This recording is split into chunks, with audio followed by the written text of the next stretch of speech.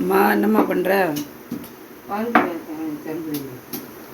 அது இருக்கட்டும், விசில் தானே வருது. சமையல் பண்ணிட்டு இருக்கோம்மா. சமையல் இப்போதான் எல்லாம் ரெடி ஆயிடுச்சா? ரெடி ஆகினே இருக்குது சாம்பார் இன்னைக்கு. இது பருப்பு இன்னும் கேஸ் போடலையா? போடல. அது பருப்பு வேக வச்சுட்டேன், தாளிக்கணும். சாதம் வடிச்சாச்சு. இன்னைக்கு என்ன அது? கேரட் பொரியல், கோவக்காய் பொரியல், ரெண்டுமே செய்கிறோம் இன்னைக்கு. சாம்பாரா? சாம்பார் வந்து மிளகா கிள்ளி போட்டு சாம்பார் ஆயினே இருக்கு. என்ன நீங்கள் சாப்பிட்டாச்சா டிஃபன்லாம்? ஃப்ரெண்ட்ஸ், டிஃபன்லாம் சாப்பிட்டீங்களா? நாங்கள் இப்போ டிஃபன் முடித்தோம். டிஃபனே இப்போ தான் முடித்தோம், ரொம்ப லேட்டு. நம்ம என்னம்மா சாப்பிட்டோம் சொல்லுமா? இன்னைக்கு சம்பா கோதுமை கஞ்சி. சம்பா கோதுமை கஞ்சி. அப்புறம் குழம்பு என்ன சாப்பிட்டோம்? குழம்பு அதுக்கு மீன் குழம்பு நல்லா இருக்காது காம்பினேஷன் சாப்பிட்றதுக்கு. இப்போ என்னென்ன போட்டுக்கிறோமா? எது கேரட்டுக்கு, எது கோவக்காய்க்கு? இது வந்து கேரட்டுக்கு இதை போடுறோம். அது என்னென்ன போட்டால்? எண்ணெய். இது வந்து எண்ணெய் ஊற்றி கடுகு, உளுத்தம்பருப்பு போட்டு, வெங்காயம், பச்சை மிளகாய், இது பூண்டு போட்டு ஒரு பொரியல். இது அதுக்கப்புறம் ஒரு முட்டையை உடச்சி ஊற்றினோம்னா இது பொரியல் சூப்பரு. இது வந்து கோவக்காய் பொரியல். அதில் என்னென்ன போட்டுக்கிற? கடுகு, உளுத்தம்பருப்பு. அதுக்கப்புறம் இது வேறு மிளகாத்தூள் போட்டு அப்படியே செய்ய வேண்டியதுதான். இது வேறு எது மேலே இது ஒன்றும் தேவையில்லை. அது செஞ்சால் டேஸ்ட்டு தான். வாசனை இப்போவே தூக்குதே. நீங்கள் இதே போல் நீங்களும் செஞ்சு பாருங்கள், உங்கள் வீட்டில் செஞ்சு சாப்பிட்டு பாருங்கள். அதுக்கு டேஸ்ட் எப்படி இருக்கணும் உங்களுக்கே தெரியும்.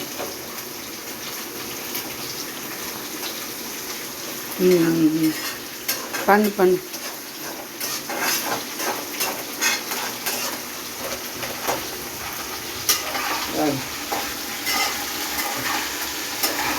நல்லா இருக்கும். இதே மாதிரி ஒன்றும் இல்லை. கோவக்காய் பொரியல் வந்து எண்ணெய் கம்மி பண்ணுறது. வந்து சீரகம், ஏன்னா இது குளிர்ச்சிருங்களா, சத்தமாக பேசு. அந்த சீரகம் போட்டால் கொஞ்சம் குளிர்ச்சி, அது வந்து சளி பிடிக்காது. அதனால் கோவக்காய் பொரியலில் கொஞ்சம் சீரகமும் போடலாம்.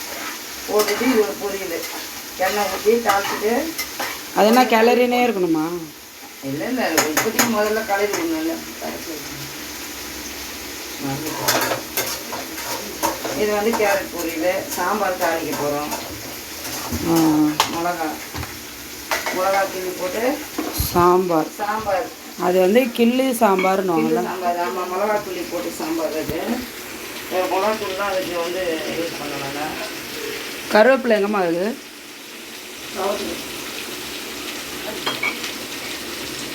நல்லா இருக்கும். அது மாதிரி செஞ்சால் அது மாதிரி நீங்கள் ஒன்றும் இல்லை. பருப்பு, தக்காளி, வெங்காயம், பூண்டு உப்பு போட்டு வேக வச்சு இதுமாதிரி மிளகா கிள்ளி போட்டு சாம்பார் வச்சா அது ஒரு டேஸ்ட்டு நல்லாயிருக்கும். இந்த காய் பொரியலுக்கு இதுக்கெல்லாம் வந்து நல்லாயிருக்கும் இது செஞ்சால். அருமையாக இருக்க. வேணும்னா ஒரு அப்பளம் கூட நம்ம கூட பொரிச்சிக்கலாம். அப்பளம் பொரிச்சிக்கலாம். இதுதான் அப்படின்னு இல்லை, கூட அப்பளம் கூட வச்சுக்கலாம். நல்லாயிருக்கும், சூப்பராக.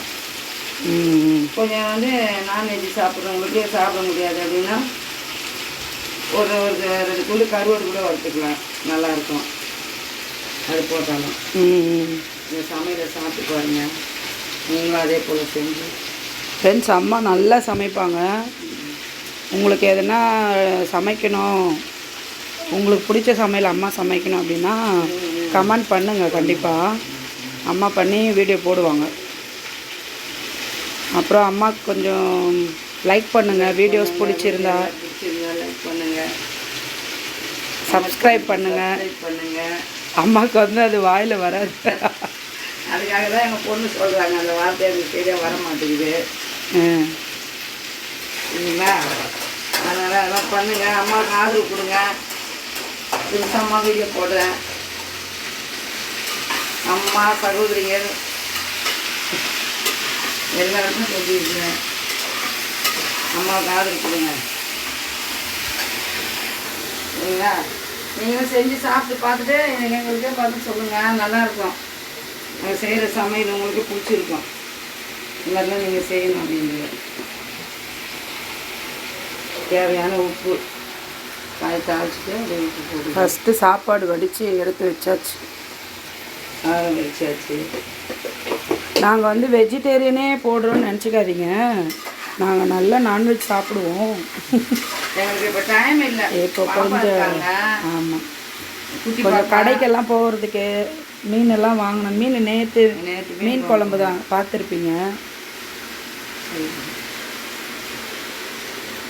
நேற்று போட்டது மீன் குழம்பு, நேற்று செஞ்சது வெறும் சாதம் தான்.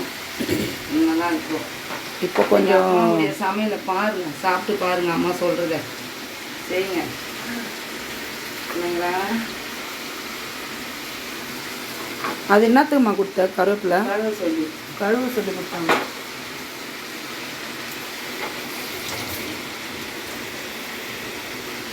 கருவேப்பிலை போடணும். இப்போ தான் கொஞ்சம் மூடும், ரொம்ப நேரம் சொல்லி தெரியுது. அதை தான்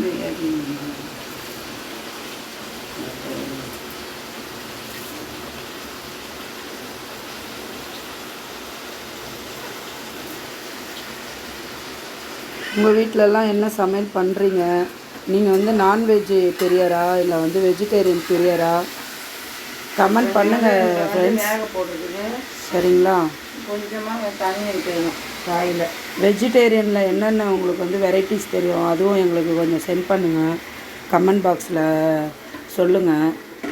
எங்களுக்கு வந்து அம்மாவுக்கு வந்து நான்வெஜ்ஜும் சூப்பராக சமைப்பாங்க, வெஜிடேரியனும் சூப்பராக சமைப்பாங்க. பட்டு எங்களுக்கு பிடிச்ச காய்கறி வந்து கேரட், பீன்ஸு, கோவக்காய், அப்புறம் வந்து கீரைலாம் நல்லா அம்மா கடைஞ்சி செய்வாங்க. கடையிற கீரை, பொரிக்கிற கீரை எல்லாமே சூப்பராக பண்ணுவாங்க. இப்போ தான் கொஞ்சம் கொஞ்சமாக வந்து வீடியோஸு போட ஆரம்பிச்சிருக்கோம். சப்போர்ட் பண்ணுங்கள் கண்டிப்பாக.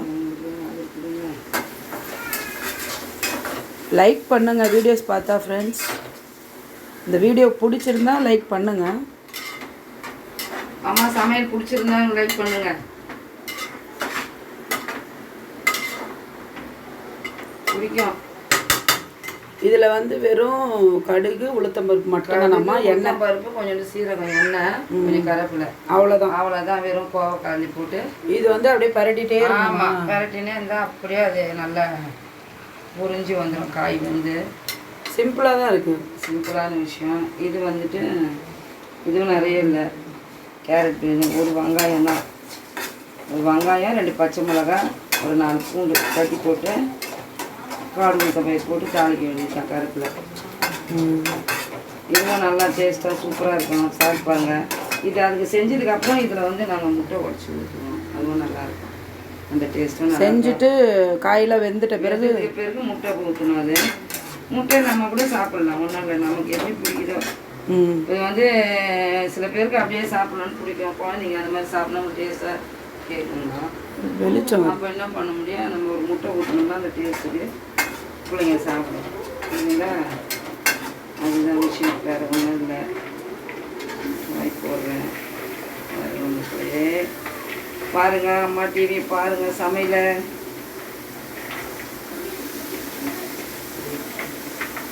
நீங்கள் காலை டிஃபன் முடிச்சிட்டிங்களா? மதியம் லஞ்சு எப்படி முடிச்சிட்டிங்களா இல்லையா? நாங்கள் லேட்டாக செய்கிறோம்.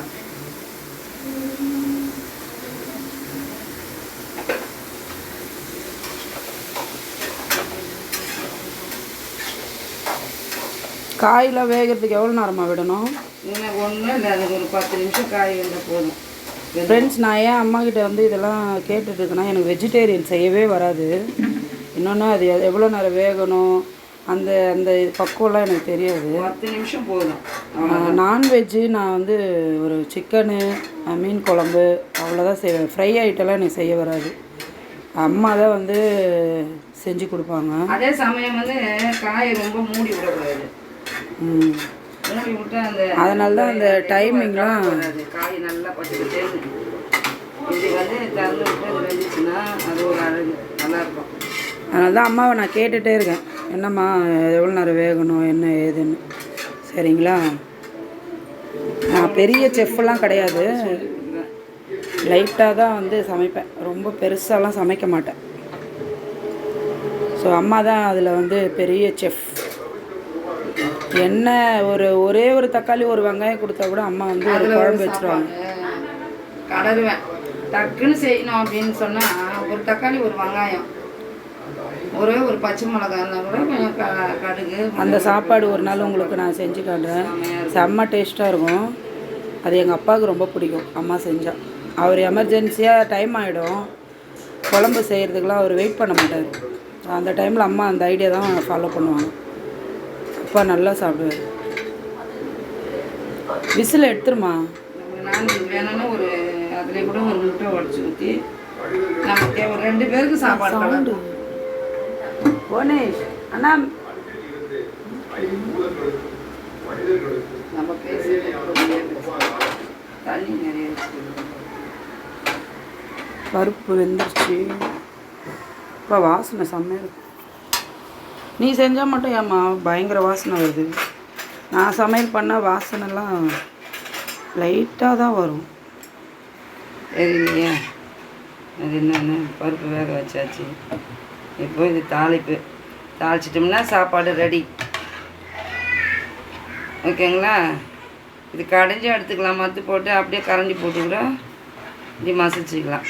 மசிச்சு இதுக்கும் காஞ்ச மிளகாய், கடுகு பயிறு, கொஞ்சம் சீரகம், பெருங்காயம் போடணும். சாம்பாரில் பெருங்காயம் போட்டு தாளித்து இறக்கணும்னா மிளகா கிள்ளி போட்ட சாம்பார். இதுக்கு மிளகாத்தூள்லாம் தேவையில்லை.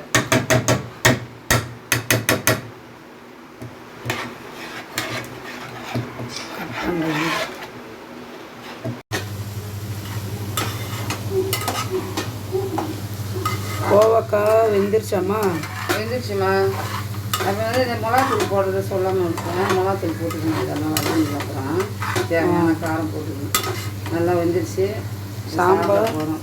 சாம்பாரும் நல்லா தாளிச்சு மிளகா கிள்ளி சாம்பார். மிளகா கிள்ளி சாம்பார் நிறைய கொதிக்கணும்னு இல்லை, லேசாக கொதிச்சாலே போதும். எல்லாமே ஆயிடுச்சா இப்போ? அவ்வளோதான். பொரியல் அவ்வளோதான். சரி, அவ்வளோதான். சாப்பாடும் ரெடி, சமையல் ரெடி. சாப்பிட போகலாமா? போகலாம். வாங்க ஃப்ரெண்ட்ஸ், நீங்களும் சாப்பிடுங்க. எங்கள் வீட்டுக்கு ஒரு நாள் வந்து.